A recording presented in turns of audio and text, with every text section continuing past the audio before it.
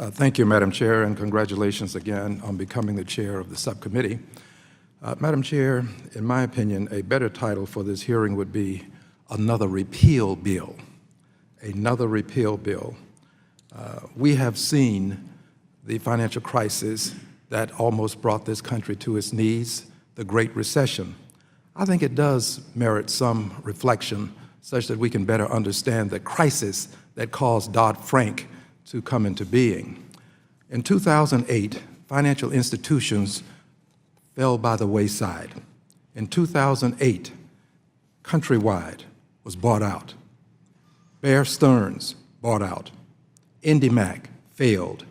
Merrill Lynch bought out. Lehman Brothers bankrupt. AIG, $85 billion rescue. Washington Mutual failed. And then on September 29th of 2008, we had the greatest one-day decline in the stock market in history. Under the Bush request for a $700 billion bailout, at the time we were voting in the House of Representatives, we could see the votes as they were being tallied. And as the votes were being tallied, we could also see the stock market in the cloakroom. And as the votes were being tallied and the bill was going down, the stock market was going down as well. The stock market fell 777 points that day. Again, the greatest one-day fall in the market ever. That one-day decline caused billions of dollars to be lost. I remember how my constituents responded the day before we voted. My constituents wanted us to vote against the $700 billion bailout, as it was called. The calls were hundreds opposed to the bailout. Constituents were concerned about taxpayer dollars being used.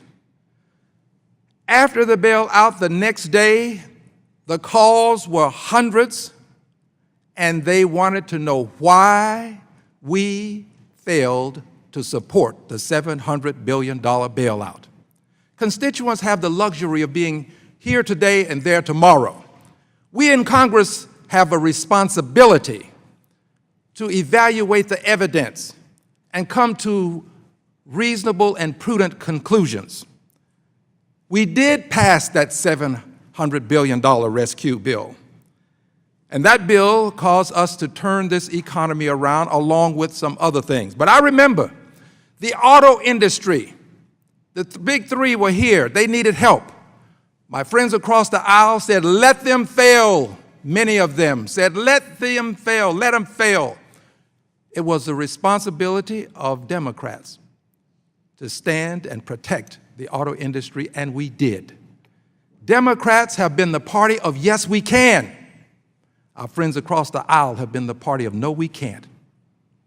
The latest indication is what happened with health care.